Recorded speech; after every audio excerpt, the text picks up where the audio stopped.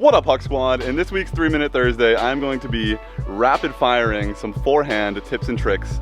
I believe everyone should have like a 200 to 250 foot controlled forehand, even if you don't have the confidence to throw it off the tee. I believe that a forehand is one of the best ways that you can learn how to scramble, especially in the woods of New England.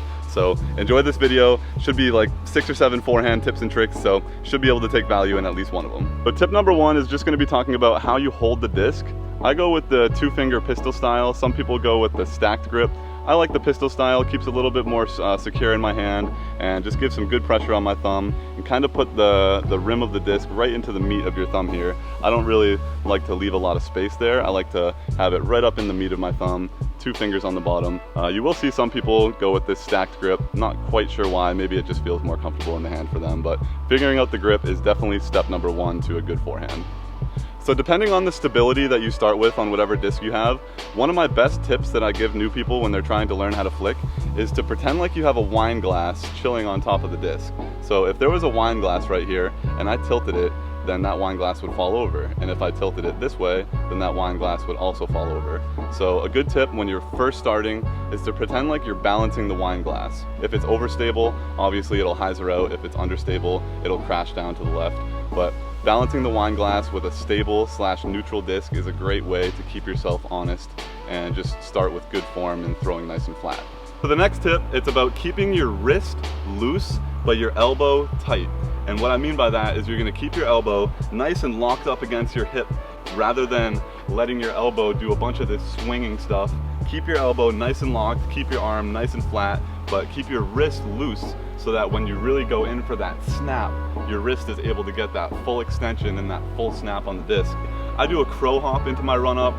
It's great, but when the conditions are wet, that's why you see me slipping on some of my flicks in the vlog, is because if the tee pad is really wet and I crow hop into it, then it's really not going to go very well most of the time. So sometimes when it's really wet, my crow hop on my flick makes me a little bit nervous about flicking really hard.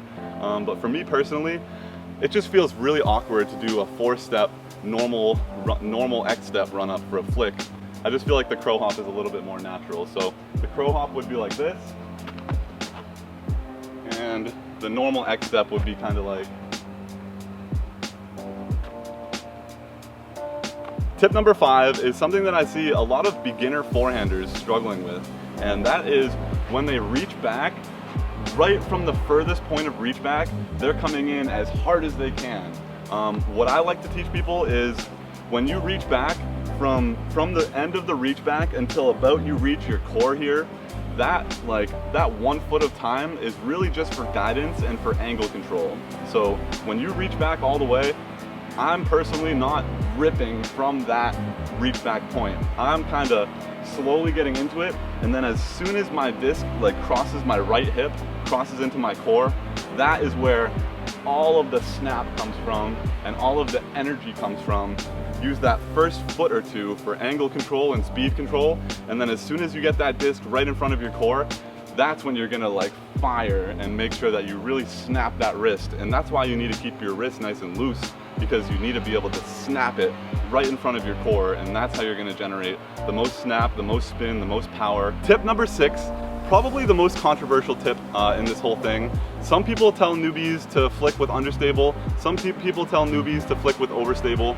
My opinion is if you have a background in Ultimate Frisbee, you should probably start with understable. But if you don't have a background in Ultimate Frisbee, you should probably start with neutral to overstable and really learn how to get that snap and how to put the disc on an angle that you want it to. When I was brand new, there was honestly nothing more fun than taking out a really overstable driver and ripping it on an Anheuser flick and having it S-curve and having it land where you want it to. Get yourself to get that good snap on it. Get yourself to learn how to get that Anheuser S-curve out of your flick. And that's probably my best advice on how you can get the most distance when you're brand new as a beginner forehander. So when I'm flicking my FD, I need to make sure that I put it on a little bit of hyzer. If it even comes out flat, it is turning over. And so I need to make sure I put it on hyzer and don't overdo the snap and the spin, because in that case, it's just gonna turn over. So see how the understable one goes.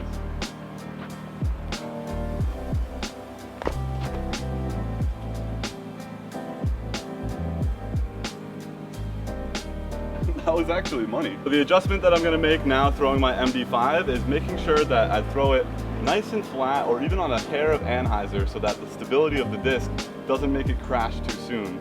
If I throw this disc exactly like how I just threw my FD, it would go way right directly into the trees because it doesn't have that understability to flip up when given spin. So I'm gonna make sure to give this nice and flat, or even a hair of anhyzer.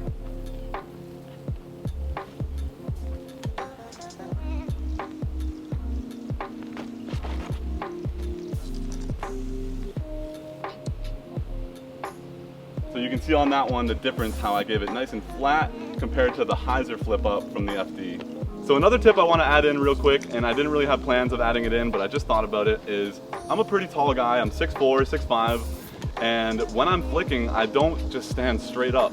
When you're throwing a backhand, a lot of the time you do want to kind of stay straight up so that you can keep all your angles nice and clean. But when you're flicking, you really want to bend your knees and you want to get low and you want to get into it a little bit. You really don't want to stay nice and stood up and rigid. It just makes the flick a lot harder if you do that. So you want to bend your knees, you want to get into that athletic position, nice and bouncy, nice and loose, and then you want to go into your flick, nice and low, and really push off that back foot. One of the reasons why I like flicks so much is because you can keep your eyes on the target the entire time. When you're backhanding, especially off the tee, at some point you're going to be taking your eyes off the target and then locking your eyes back on the hit point. The reason why I like flicks so much, especially when I'm trying to hit tight gaps, is because my eyes are right on the point that I'm throwing the entire time. I don't think my eyes ever leave that hit point. The only reason that my eyes would leave that hit point is just to make sure that my footing is okay on my run up. But other than that, my eyes are just locked in, and especially when you're throwing up shots through really, really tight windows, it can be kind of hard to turn your head away from it and throw that backhand right into that gap. But when you're using a flick, you're literally looking right at it and you're never going to take your eyes off of it. So that's another benefit of the flick, is just always having your eyes locked onto your target. So the final tip I'm going to be giving you guys is how to scramble out of a position that you really don't have a backhand shot from. A lot of the times you're going to be pinched in the woods off the fairway, and if you only have a backhand, you're going to be doing these weird like patent pending stuff, or you're going to be trying to punch it through a weird gap. But if you learn this standstill flick and even get confident with it like 200 to 250 feet, it can really help change your game. Especially from the last tip that I showed you, you're keeping your eyes on the target the whole time. And for someone like me who's really tall, I have a lot of like wingspan where I can lean to the right and get myself around trees and stuff. So say my drive landed right here. Honestly, if I had to backhand this, there is no chance that I even have a window on this left side to get myself up there, never mind to even give myself the angle on the backhand to have the right flight. But if I use what I've been talking about, if I use this flick, if I use my height and my wingspan, I could put my foot where my disc is, come all the way over this way, and now I just have a wide open flick right at the basket. One of the best parts of my game personally is this shot right here, the scramble shot, the leaning flick flex shot. It is one of the shots that gets me out of so much trouble and helps me save so many strokes every single round. If you can get this shot 200 feet and in, controlled, comfortable, confident, then you can really, really, really change your game. You don't need a power flick off the tee pad. You don't need a 400-foot flick with a distance driver. You need a 200-foot controlled scramble shot flick where you can lean out of the woods and give yourself a look at a shot that you wouldn't typically have a look with a backhand.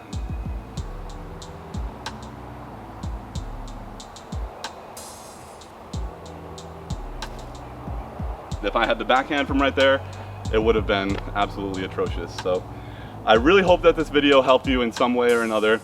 Probably like 7 or 8 tips in there, all pretty basic, all pretty normal, but coming from someone who has a flick and who uses it all the time, I implore you to just get that flick down, get into an open field, learn your angles, keep your elbow tucked, keep your wrist loose, all these little things that I've been talking about. If it seems to help you at all, drop a comment letting me know that it does.